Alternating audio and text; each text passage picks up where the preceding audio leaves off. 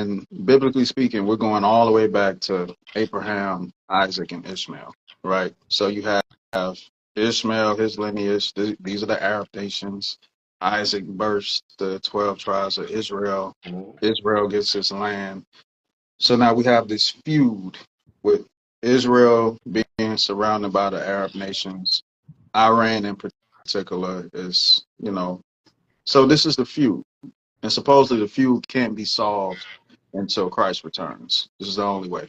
There's going to be peace between the two nations. So these nations have been fighting for years. For even if you don't believe in the Bible, this is the narrative that those people follow that ties them to the war, right? So in 1968 through 1970, they join the NPT, right? So what this does is this says that legally Iran cannot produce nuclear weapons. In exchange, they get foreign help, support, energy resources, et cetera, et cetera. So from 1970 to 2015, they weren't really compliant, okay? It was still threats of them producing these weapons.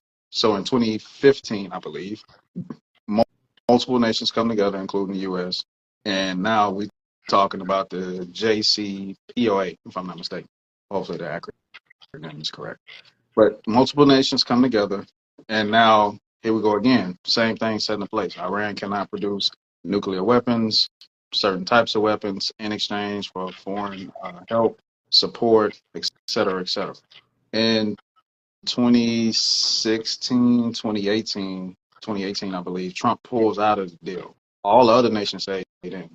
So this didn't give Iran a leeway to go against the grain. All it did was say that America put their sanctions back on Iran.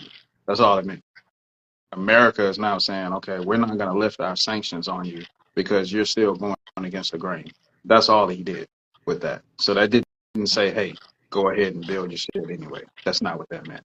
So now we have a situation to even where other Arab nations there are saying we don't want Iran to have a nuclear weapon. Because if they get it, we got to get it. This is what people are saying that's there. And then you have the people that's over there celebrating that Trump is doing what he's doing because this can possibly push Iran towards a democracy.